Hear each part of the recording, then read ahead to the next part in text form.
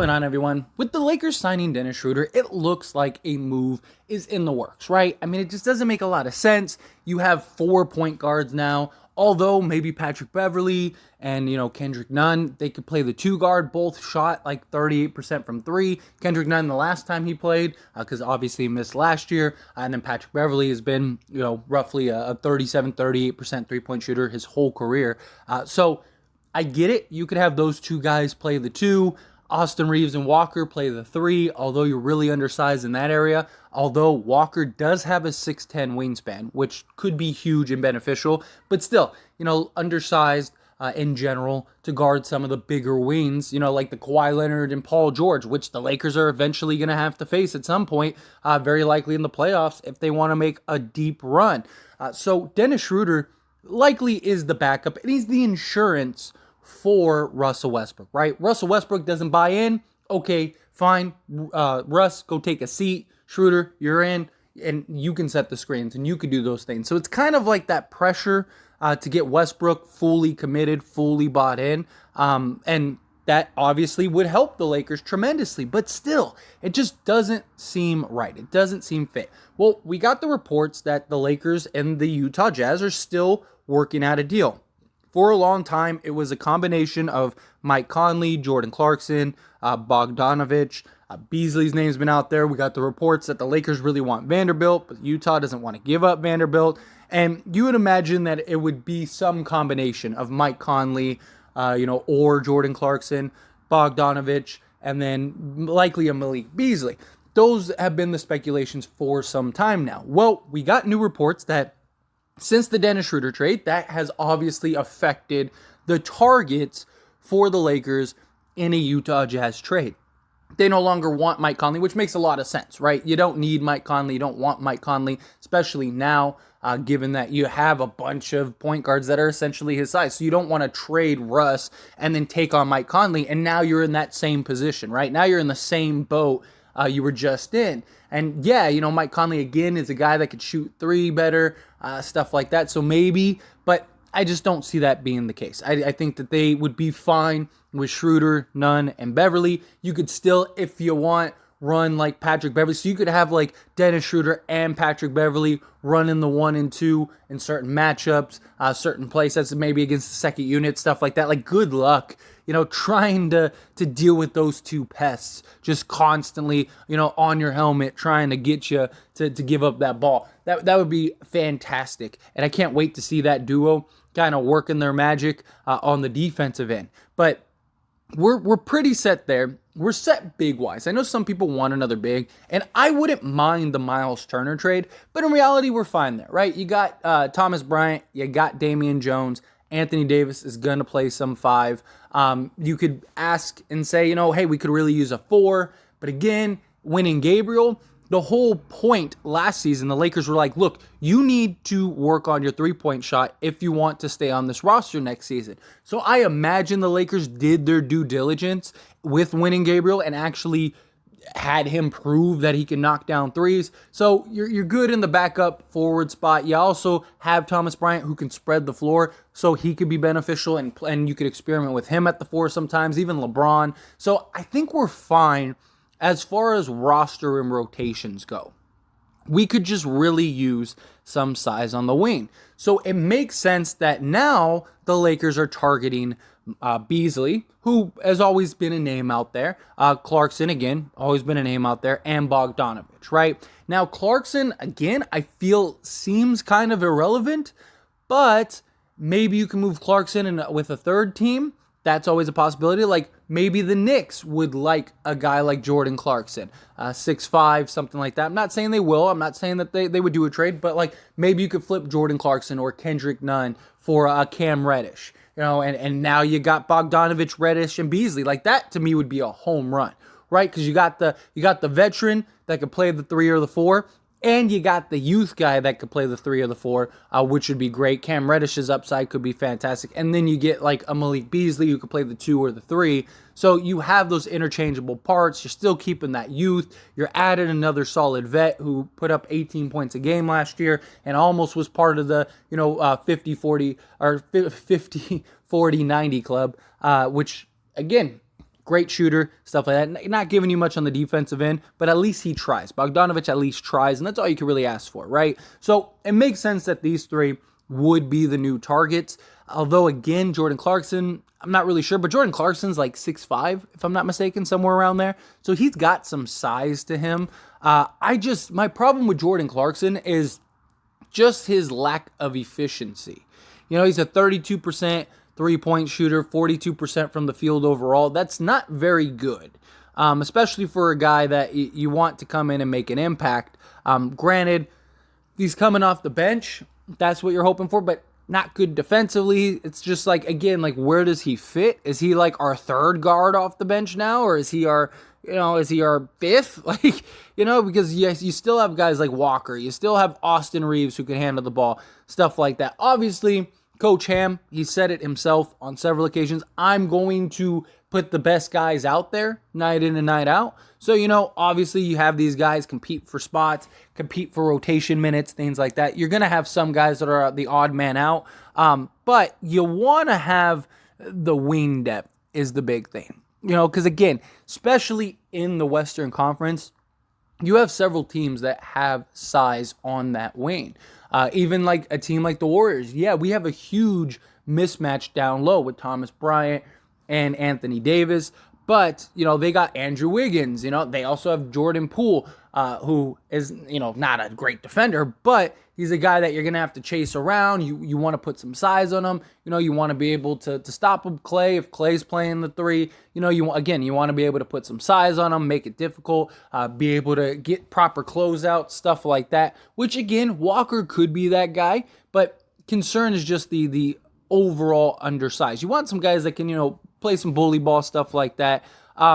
So I am all for these three, if that's what it takes. I mean, granted, you kind of got to take on Clarkson to move off of Westbrook, just to make the salaries match, because, I don't think they need Gay. I know a lot of people want Rudy Gay. Problem with Rudy Gay is, like, he probably doesn't play. There was a lot of locker room issues with him and the Utah Jazz, although last year it was just a disaster and mess. So that might just be overblown, but there were a lot of questions with his just overall, commitment to the team and stuff like that. And if he's the fourth guy in the rotation for his position, or the third guy, he's going to get a lot of DMP, stuff like that.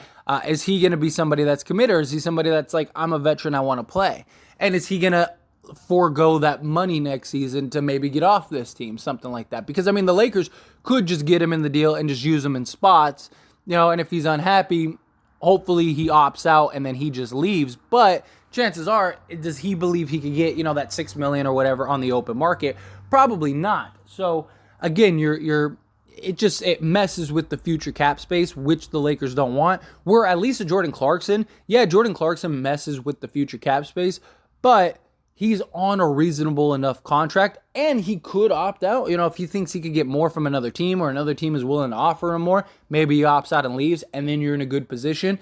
If not, and he does opt in, well, then it's only like $13-14 million. It's a much easier contract to move, and it would be expiring. So if you had to, like, not saying it will happen, but let's say Kyrie Irving does want to come to the Lakers, well, then you could use that first, because I don't see the Lakers giving up both first. I just don't see it. If a trade ends up happening, it's very likely the Lakers hold on to at least one first.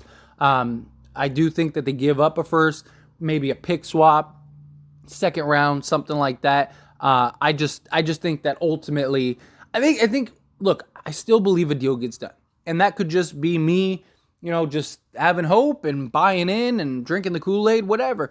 But look, no other news has happened. All the news is that there's nobody else, just the Lakers.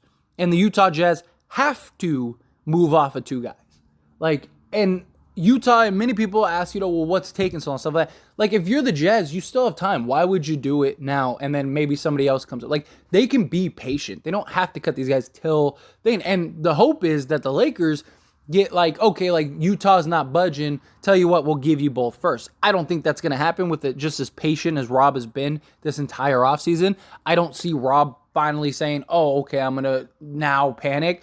And he's willing to run into the season with Russ. Darvin Ham and him have talked. I mean, Darvin Ham has hyped Russ up. So I do believe the Lakers will absolutely go into this season with Russell Westbrook. if they have to. But I think if they can find the right deal, like if Utah will take a first or say a pick swap and, 2 seconds or something like that, then I think this deal gets done. Because look, if the Lakers were willing to give up both firsts, this deal would have happened a long time ago. But the Lakers don't want to give up any firsts, which I do understand. Like these guys don't make the Lakers a bona fide contender. These guys might not make the Lakers that much better than they already are. Because again, Bogdanovich isn't going to be starting. So he's likely not going to average 18 points a game again because he's not going to get the minutes he did in Utah. Clarkson might only play, couple minutes. Like these are just going to be rotation guys because LeBron's going to play the 3. You're probably going to have, Patrick Beverly and Dennis Schroder or Kendrick Nunn, or maybe you have Beasley start. Like out of these 3 guys, Beasley's probably the only guy that it will likely see an extended amount of playtime because I think they probably start Beasley because if you move off of Westbrook and let's say you don't trade Nunn, you keep Nunn, then you'd still have Dennis Schroder, or Patrick Beverly, which if I had to guess, I think the Lakers start Patrick Beverly at the 1 and then have Beasley at the 2, LeBron at the 3, and then you have Davis at the 4, Bryant at the 5. I think that's a nice balanced starting 5. And then you have Schroder come in as the backup point guard, and then you could run, Kendrick Nunn or maybe Jordan Clarkson, something along those lines. Have those two kind of compete for that 2 spot. And then you have Walker, Bogdanovich. Like now you have a real rotation. But these guys aren't going to be, heavy minute guys. Maybe in certain spots, maybe in certain games, but these guys are going to be very likely backups. And do you really want to give up what could potentially be a lottery pick when you're okay with going into the season with Westbrook? Like the Lakers are very clear. Now, maybe it's just a bluff. Maybe it's just a bluff play, whatever. But I think that that's very likely the case. I might even expand on this point even more in like a later video because I do think that this is an interesting a point of discussion in and of itself that we need to factor in. And look, if you're Utah, it's better to get something than nothing. Because, could they cut 2 guys at the end of the bench? Sure. But what 2 guys are that? And not only that, like, why would you do that when you could get even a couple seconds? You know what I mean? Like, it's better to get something than nothing at all. And it's not like you're a contending team. So, like, you don't care what the situation is. Danny Ainge is riding this high. However you look at it. I mean, right now, the Lakers are the only option still, unless, a team comes out of the woodworks, which could happen. I mean, Bogdanovich is a guy that's been rumored and linked to other teams, but they don't want to give up a first for him, which I understand. And they don't want to, and the Jazz don't want to take on long-term salary. Again, I've mentioned it before. Like, Miami would probably give you Duncan Robinson and a first for Bogdanovich and Clarkson. Like, they might even give you, like, a first in a couple seconds of it to get both those guys. Because, one, they'd be able to move off of Duncan Robinson's terrible contract. They get to keep the shooting in Bogdanovich, and then they get another, like, scoring guard in Clarkson. Like, that would be perfect for Miami. But Utah doesn't want long-term salary. So, again, the Jazz and Lakers are both in a similar slot. Neither want to take long-term contracts because, one team, yes, is rebuilding, but they're good enough to compete to an extent, and they don't want to just full-on tank. They're tanking, don't get me wrong, but they have a pretty good roster, and I'm sure Danny Ainge looks at this roster and goes, yeah, they're pretty good. But anyway, as always, this is a discussion, so I pass the question on to you. Let me know your thoughts and opinions down in the comment section below. Again, I still believe Russ gets traded. I do. I think Jazz and the Lakers eventually figure it out, come to a compromise, because I just think Utah's going to want to get something. And if the Lakers really are the only other team, you're better off getting even like 2028 pick swap, something like that, where you're hoping that you're good, Lakers are bad, and now you get a lottery pick. Like, that's probably Utah's thing. You probably get some seconds because the Lakers are willing to give swaps. We saw that report. Lakers are willing to give up second rounds. They just want to keep those firsts. And if you're Utah, wouldn't it be better to get something than nothing? And if no other team is giving firsts, wouldn't that 2028, if you like the 27, 29 first round picks because you think that they're going to be lottery picks, then wouldn't you think the 2028 lottery would be a lottery pick too? So if you could get a pick swap in that year, then you're at least potentially getting a lottery pick over, say, like a Boston team. Just using them as an example. Well, let's say Boston wants, Bogdanovich, and they give you a first and some bad salary or something like that. Like, you get what I'm saying? Like, at least you move off a contract, you solve your problem, you get back a potential lottery pick, and maybe some seconds. Like, that's better than nothing, than just cutting guys. But again, love to hear your thoughts and opinions down in the comment section below. Quick little shameless plug, everyone. If you enjoy my videos and commentary here on this channel, As It Stands Lakers, then check out the link down in the description below and go subscribe to As It Stands. Believe it or not, As It Stands was the first channel. If it wasn't for that channel, this channel would never have existed. Because of the success of that channel, it led me to want to create this Lakers channel. So do me a huge solid. If you're not subscribed over there, go check that out. Go subscribe over there. I talk all things sports, all teams, things like that, not just the Lakers. So if you just enjoy my commentary and want to hear me talk about other things, or you just, are a fan of other sports and other teams, go check that out. I promise you will not be disappointed. That being said, hit that like button. Helps me out a lot. Lets me know you enjoy these types of videos, and I truly appreciate it. If you're not subscribed to the channel, hit that subscribe button, followed by the bell notification. Stay up to date with all things sports. Join this wonderful community and all of our discussions. I'll see you all in the next one. Thank you.